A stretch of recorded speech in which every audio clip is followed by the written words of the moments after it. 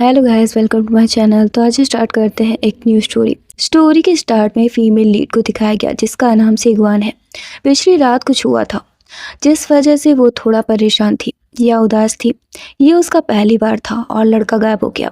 तभी उसकी दोस्त और मजाक मजाक में कहने लगी कि कल रात क्या हुआ था। तो उसे वो रात याद आ गई। एक लड़का उसके पास आया था जो कि ड्रग था। उसने सीगवान से कहा कि वो उसे बचा ले, वो जो भी करेगा उसकी जिम्मेदारी लेगा। लेकिन वो तो चला गया। सीगवान नजरें चुरा कर जाने लगी तो उसकी दोस्त ने उसे रोक लिया, ये बोलकर कि वो ऐसा कैसे कर सकती है। उसे लगा कि उसे पता चल गया है कि क्या हुआ था, लेकिन उसकी नज़र तो एक जेड पेंडेंट पर पड़ी। इधर वो लड़का फू ग्रुप का प्रेसिडेंट था। उसने अपने आदमियों से उस लड़की को ढूंढने के लिए कहा जिसने उसे बचाया था। वो अपनी जिम्मेदारी लेने वाला था और उससे शादी भी करने वाला था। उसने बताया कि उसके पास उनका जेड पेंडेंट है, वही वो लड़की है। लेकिन इधर कुछ और ही सीन हो गया। उसकी दोस्त ने पूछा कि क्या वो उसके स्वीटहार्ट ने गिफ्ट की है जिसका नाम होक्शु था। सीगवान ने उसे बताया कि उसे गलतफहमी हुई है। वैसे वो पेंडेंट मिस्टर फू ने दिया था और कहा था कि वो उसके पास आ सकती है, लेकिन अभी उसने वो अपनी दोस्त को दे दिया और जल्दी से वहाँ से भाग गई। उसके दोस्त ने वो पेंडेंट पहन लिया और जब मिस्टर फू के आदमी आए तो उसके गले में नेकलेस देखकर उसे ही वो लड़की समझ बैठे। उन्होंने उस प्रेसिडेंट के बारे में बताया तो उसे समझ नहीं आया कि क्या हो रहा है। वो उसे शादी के लिए ले जाने आए थे। उसका नाम फूशियान था और हर लड़की उससे शादी करना चाहती थी। उसे हैरानी थी कि वो उससे शादी क्यों करना चाहेगा।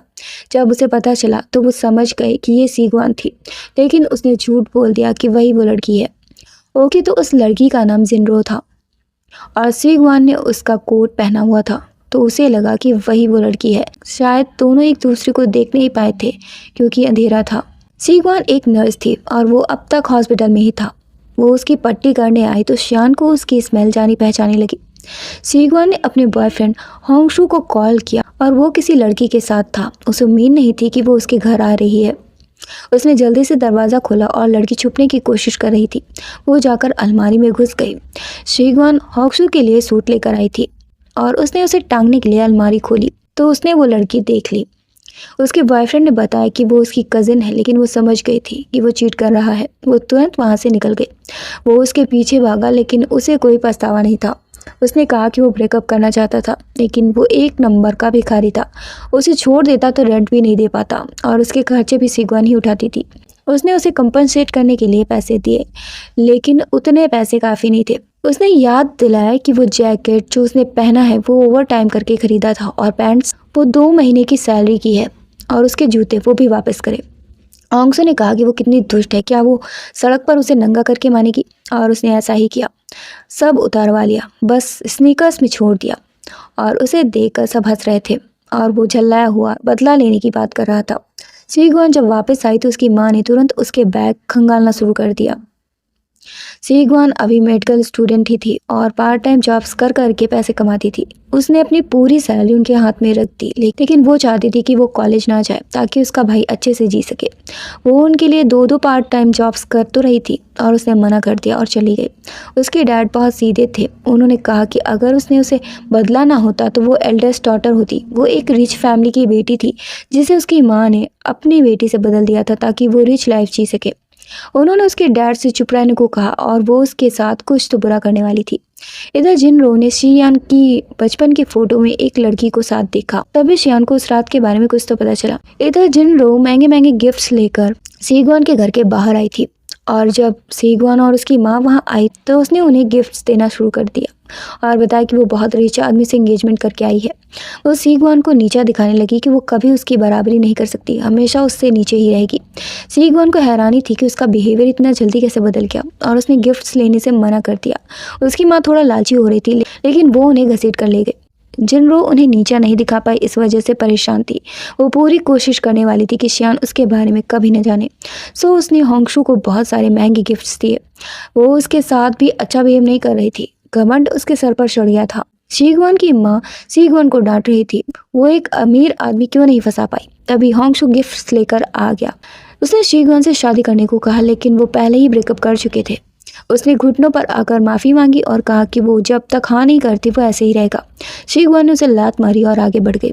उसकी माँ ने भी उससे जाने को कहा, लेकिन जब गिफ्ट्स देखे तो वो महंगे थे उन्हें देखते ही उनका बिहेवियर बदल गया। उसे तुरंत सोफे पर बिठाया और खाने को एप्पल दिया। वो शादी के लिए तैयार थी। शीगवान हैरान थी कि उसकी माँ क्या कर रही है। उसने अभी हाँ नहीं कहा था। उसकी माँ के वर्ड्स होंगसू के लिए काफ़ी थे। वो बड़ा ही एक्साइटेड होकर तैयारी करने चला गया, लेकिन शीगवान ने अभी मना कर दिया। उसकी माँ ने कहा कि वो शादी करे या फिर निकल जाए, और उसने निकलना चुना। वो बैग लेकर ऑफिस पहुंच गई और सब बातें करने लगी कि उसे फिर से घर से निकाल दिया गया है, मतलब वो पहले भी निकाली जा चुकी है। खैर, बॉस ने आकर बताया कि उनके ऑफिस में एक न्यू सुपरवाइज़र आने वाला है, उन्हें इंस्पिरेशन देने के लिए। अगर किसी ने उनको गुस्सा दिलाया तो वो उसे छोड़ेंगे नहीं। लेकिन ये सुपरवाइज़र तो जिनरो निकली। उसने कहा कि वो सबके साथ अच्छे से पेश आएगी। शीगवान ने उससे पूछा कि वो वहाँ कैसे, तो उसके साथ आया आदमी ने माफ़ी मांगने को कहा। वो फू फैमिली की मिस्ट्रेस थी, तो वो ऐसे बात नहीं कर सकती थी। उसके कलीग्स ने बताया कि वो अपना सामान लेकर आई है और वहीं पर खाना रहना कर रही है और काम पर भी एक्टिव नहीं रहती, तो वो उसे पनिश करने वाली थी। उसने कहा कि वो टॉयलेट साफ करेगी। शीगवान और वो साथ में बड़े हुए थे। उसने जब कहा था कि वो शियान से शादी करने वाली है तो उसे लगा था कि वो मजाक कर रही है, लेकिन जिनरो ने बताया कि उसके पास मजाक करने का टाइम नहीं है। ऑफ कोर्स मेन मुद्दा उसे नीचे दिखाना था। उसके साथ आए आदमी ने उससे फिर से माफ़ी मांगने को कहा क्योंकि उसने उसे झूठा कहा। शीगवान ने कहा कि वो साथ में बड़े हुए हैं, उससे बेटर उसे कोई नहीं जानता, लेकिन वो अलग ही मूड में थी। उसने कहा कि वो टॉयलेट साफ करे या फिर वहाँ से निकल जाए। उसने बैग उठाया और जाने लगी, लेकिन उसने अपनी टांग अड़ा दी और वो गिर गई। उसके बैग के सारे पैसे नीचे गिरा दिए और कहा कि वो रिज़ाइन नहीं दे सकती, तो टॉयलेट साफ करना ही होगा। वहाँ खड़े लोग भी उसे नीचा दिखाने लगे और उसके कपड़ों से पोछा लगाने को कहा। तभी शियान आ गया। उसने जिनरो से पूछा कि वो वहाँ क्यों आई है, तो उसने कहा कि वो बस काम करना चाहती है ताकि उसके लायक बन सके। शियान ने बताया कि भले ही उसके पास कुछ ना हो, वो फू फैमिली के मेंबर है, तो उसे ये सब करने की ज़रूरत नहीं है। उसने शीगवान को नहीं देखा, लेकिन उसे ज़मीन पर देखा तो पूछा कि वो वहाँ क्या कर रही है। जिनरो ने कहा कि वो बस उसे सबक सिखा रही थी। शियान ने उसे छोड़ने को कहा और वहाँ से उसे लेकर चला गया। उनके जाते ही बाकी के कलीग्स उसे नीचा दिखाने लगे और घुटनों पर आकर माफ़ी मांगने को कहा। बॉस भी झाड़ू पोछा लेकर आ गए और पूरा 1 महीने यही काम करने को कहा। उसे टॉयलेट साफ करना और पोछा लगाना होगा। शीगवान अपना बैग उठाकर जाने लगी तो बॉस ने उसे ज़बरदस्ती रोकने की कोशिश की। उसने चिल्लाकर कहा कि उसे जाने दे। उसकी आवाज़ सुनते ही शियान रुक गया। उसे याद आया कि ये वही तरीका है, सेम आवाज़ है जो उस रात वाली लड़की की थी, और वो पहचान गया कि ये वही है और वो तुरंत उसके पास आया। उसने बॉस को उसे थप्पड़ मारने से रोका और उसका नाम पूछा। उन लोगों ने कहा कि वो बस एक टेम्परेरी एम्प्लॉय है जो काम सही से नहीं कर रही है। शियान फिर से जाने लगी तो शियान को उसकी स्मेल आई। ये सेम थी जैसी उस रात थी। उसने उसे रोका। शीगवान के पास खोने के लिए कुछ नहीं था, इसलिए वो बस जाना चाहती थी, भले ही वो उसे गलत समझे। शियान ने अपने आदमी से पूछा कि उस रात उसने एक स्ट्रेंज नंबर से कॉल किया था, क्या वो नंबर उसके पास है। ये सुनते ही जिनरो घबरा गई और उसे रोकने की कोशिश करने लगी। शियान ने उसे अपना फ़ोन निकालने को कहा तो वो बहाने बनाने लगी। उसने कॉल किया तो शीगवान का फ़ोन बजा। वो फ़ोन देने को तैयार नहीं थी, तो उसने फ़ोन छीनने की कोशिश की, लेकिन जिनरो बीच में आ गई और उसने फ़ोन छीन लिया। उसने पूछा कि क्या वो शक कर रहा है। शियान गुस्से में था। उसने फ़ोन छीना, लेकिन ये कॉल उसकी माँ की थी। शीगवान को गुस्सा आ रहा था। वो चाहती थी कि दोनों से अकेला छोड़ दे। जिनरो ने बहाना बना दिया कि उसके फ़ोन में नेटवर्क नहीं थे। फ्लैशबैक में दिखाया गया कि उस रात उसने अपना फ़ोन शीगवान को दे दिया था ताकि कोई उसे डिस्टर्ब ना करे। शियान को जिनरो पर शक हो रहा था, लेकिन एक्चुअली में उसे मिस्ड कॉल आई थी। शियान ने फिर से शीगवान से पूछा कि वो उस रात कहाँ थी, तो उसे समझ नहीं आया कि वो क्या कह रहा है। शियान उस पर नज़र रखने वाला था, तभी होंगशू आ गया और बताया कि वो उसकी गर्लफ्रेंड है, तो चेक करने की ज़रूरत नहीं है। शीगवान ने उसे झटक दिया, लेकिन उसने उसके कान में कहा कि वो सबको बता देगा कि वो किसी स्ट्रेंजर के साथ सोकर आई है, इसलिए वो चुप हो गई। शियान ने जिनरो से माफ़ी मांगी और वादा किया कि जल्दी से शादी करेगा। जाने से पहले जिनरो ने शीगवान का फ़ोन मांगा और तोड़ दिया। शियान उसे लेकर चला गया और वो उसके साथ सोना चाहती थी। शियान उसके साथ आने वाला था, लेकिन जब जिनरो उसे किस करने चली तो वो हिचकिचा गया। तभी उसे कॉल भी आ गया और वो काम से चला गया। जिनरो नोटिस कर रही थी कि वो उससे दूर रहने की कोशिश कर रहा है। इधर शीगवान टेबल साफ कर रही थी, लेकिन उसकी कलीग उसका काम बढ़ाने में लगी थी। तभी होंगशू वहाँ आया और उसे एक कार्ड दिखाकर साथ रहने को कहा। शीगवान ने उसे मना कर दिया और वो पीछे ही पड़ गया। शीगवान ने उसे धमकी दी कि वो उस पर सेक्सुअल हैरेसमेंट का केस कर देगी और वो दूर हो गया। उसने जिनरो को कॉल किया और बताया कि वो मानने को तैयार नहीं है, तो उसने बताया कि जल्द ही बैंक्वेट होने वाला है।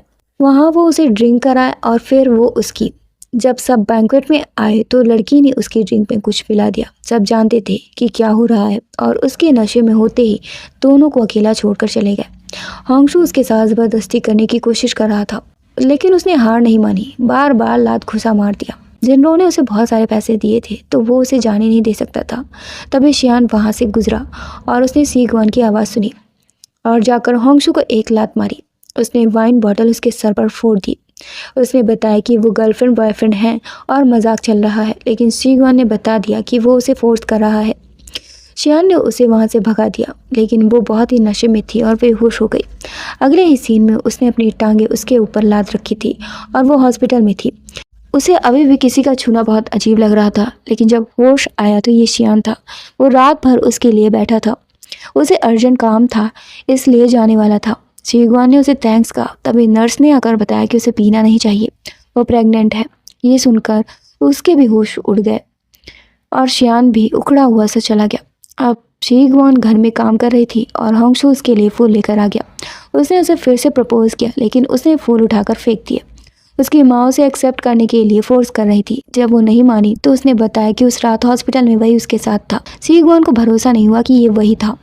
उसे बहुत चोट आई थी, ये वो नहीं हो सकता। उसने फ़ोन की रिकॉर्डिंग चला दी। उसने बताया कि ये फर्स्ट टाइम था इसलिए उसने रिकॉर्ड कर लिया। उसकी माँ ने उसे उठाकर कमरे में बंद कर दिया और अब वो भागने का प्लान कर रही थी। इधर जिनरो फिर से शियान के करीब जाने की कोशिश करने लगी, लेकिन वो अभी भी अजीब फील कर रहा था। फिर उसने कहा कि वो उसके पेरेंट्स से नहीं मिला है तो वो अगले दिन जाएंगे। ये सुनकर उसका मुंह बन गया और वो बहाना बनाकर निकल गई। इधर शीगवान भागने की सोच रही थी। तभी उसने जिनरो और शियान को देखा। उसने सोचा कि ये भागने का अच्छा मौका है और अपनी माँ से कहा कि वो शादी करने को तैयार है। उसकी माँ ने गेट खोल दिया तो उसने कहा कि वो जिनरो से हार नहीं मान सकती, लेकिन अभी वो उन्हें देखने चले, क्या पता उन्हें गिफ्ट्स मिल जाए। और वो तुरंत उसे लेकर चली गई। उसने देखा कि जिनरो के मॉम डैड तो बाहर ही खड़े थे। उसने उनका पीछा किया। इधर जिनरो ने नकली मॉम डैड हायर किए थे। उन्होंने कहा कि वो खुद उसे कुछ बनाकर खिलाएंगे, तो जिनरो ने उन्हें इशारा किया। उसने कहा कि उनके पास एक नैनी है। इधर मॉम डैड को टेंशन हो रही थी कि वो एक्टर्स अच्छे से काम कर पाएंगे या नहीं जो उसने हायर किए थे। शीगवान उनकी बातें रिकॉर्ड कर रही थी। फिर उन्हें कॉल आया और वो चले गए। वो लोग सामान खरीद कर उसके घर नौकर बनकर गए। लेकिन होंगशू ने उसे कॉल करके बता दिया कि शीगवान उसके मॉम डैड के पीछे गई थी। अगले दिन वो ऑफिस में उसके पास गई और कहा कि उसकी वॉच चोरी हो गई है और उसकी टेबल में वो निकल भी आई। उसने तुरंत सिक्योरिटी को बुलाया। शीगवान बता रही थी कि उसने ये नहीं किया है, लेकिन वो तो जानती ही थी। फिर उसने कहा कि कुछ और भी है जो चोरी हुआ है और उसका फ़ोन छीन लिया। वो रिकॉर्डिंग डिलीट करना चाहती थी। शीगवान भी जानती थी कि वो क्या कर रही है। तभी उसकी माँ भी आ गई। उसने बताया कि उसने चोरी की है तो उसकी माँ भी उसे ही डांटने लगी। उसने जिनरो से माफ़ी मांगने को कहा, कहीं उसका क्रिमिनल रिकॉर्ड हुआ तो उसके भाई के लिए अच्छा नहीं होगा। जिनरो ने कहा कि वो घुटनों पर आकर माफ़ी मांगे, लेकिन उसने मना कर दिया। उसकी माँ ने ज़बरदस्ती उसे घुटनों पर कर दिया और फिर से माफ़ी मांगने को कहा, लेकिन वो तैयार नहीं हुई। तभी शियान आ गया। उसने उसे घुटनों पर देखा तो वजह पूछी। जिनरो ने बताया कि उसने उसकी वॉच चुरा ली है, क्या वो उसे माफ़ कर दे। उसने कहा ये बस एक वॉच है तो उसे जाने दे, उसके लिए ये बड़ा अमाउंट नहीं है। शीगवान ने बताया कि उसने चोरी नहीं की है, चाहे वो उस पर यकीन करे या ना करे। अब शीगवान घर पर थी और उसकी मॉम ने उसे डांटा। होंगशू उसे बाहर ले जाना चाहता था तो उसने कहा कि अगर वो उस रात उसके साथ होता भी तो भी वो उससे शादी नहीं करेगी। उसकी माँ और वो दोनों उसे खींच कर ले जा रहे थे, लेकिन वो गिर गई और बेहोश हो गई। इतने में ही हॉस्पिटल पहुंच गए। जब रिपोर्ट्स आई तो उसने छीन ली। वो सब नाटक कर रहे थे कि कैसे गिरी, तो उसने कह दिया कि उन्हीं लोग ने तो धक्का दिया था। वो किसी भी हाल में उन्हें ये जानने नहीं दे सकती थी कि वो प्रेग्नेंट है। इधर शियान जिनरो को घर लेकर जा रहा था, लेकिन रास्ते में कुछ लोगों ने उन्हें घेर लिया। शियान ने उनका ध्यान भटकाने का सोचा और जिनरो को सुरक्षित घर पहुंचाने को कहा। इसके बाद वो उन्हें भटकाने के लिए निकल गया। जिनरो हड़बड़ा रही थी। उसने जल्दी से चलने को कहा, लेकिन उसके ड्राइवर ने उससे अकेले जाने को कहा और वो शियान के पीछे चला गया। इसके बाद वो हॉस्पिटल में था और उसे बहुत ब्लड लॉस हुआ था। उसका ब्लड बहुत ही रेयर था और उसे डोनर की ज़रूरत थी। नर्स ने बताया कि शीगवान का ब्लड टाइप वही है, तो जाओ ची उसके पास पहुंच गया हेल्प मांगने। इसके बाद जब शियान को होश आया तो जिनरो उसके पास आई और कहा कि उसने ब्लड डोनेट किया है। शियान ने उसे फिर से थैंक्स कहा और वादा किया कि वो उससे अच्छे से पेश आएगा, लेकिन शीगवान ने आकर बताया कि वो झूठ बोल रही है। ब्लड उसने डोनेट किया है उसने अपना हाथ भी दिखाया लेकिन जिनरो मानने को तैयार नहीं हुई। शिगवान ने उसका ब्लड टाइप पूछा तो उसने रिपोर्ट्स मंगवा ली जिसमें उसका नाम पड़ा था और उसका ब्लड टाइप भी फेक था। शिगवान समझ गई थी कि वो पहले से ही क्रेडिट खाने का बैठी थी और वो तैयारी करके तो आई ही होगी। उसने झाओची से कहा कि वही उसे लेकर आया था, लेकिन झाओची ने भी कह दिया कि जिनरो ने ही ब्लड डोनेट किया है। कितने दुष्ट लोग हैं यार ये लोग। शिगवान को उससे शिकायत थी कि वो झूठ क्यों बोल रहा है। शिगवान ने फिर से साबित करने की कोशिश की और सीसीटीवी फुटेज चेक करने को कहा। अगर वो झूठी हुई तो बेइजिंग छोड़कर चली जाएगी और जिनरो से माफ़ी भी मांगेगी, लेकिन अगर वो झूठी हुई तो उसने कहा कि वो सियान को छोड़ देगी और उसे माफ़ी भी मांगेगी। उसने चुपके से किसी को मैसेज किया और फिर पता चला कि वीडियो रिकॉर्ड डिलीट हो गया है। तभी होंगशू आ गया और उसे ले जाने लगा। उसने उसे बेहोश कर दिया, लेकिन शियान उसे ऐसे ही ले जाने नहीं दे सकता था। उसने पूछा कि उसका ब्लड टाइप क्या है। झाओची बाहर आया तो उसके साथी ने पूछा कि उसने झूठ क्यों बोला। उसने कहा कि इससे फ़र्क नहीं पड़ता कि किसने बचाया है, वो बहुत समय से अकेला है तो वो किसी को बीच में आने नहीं दे सकता।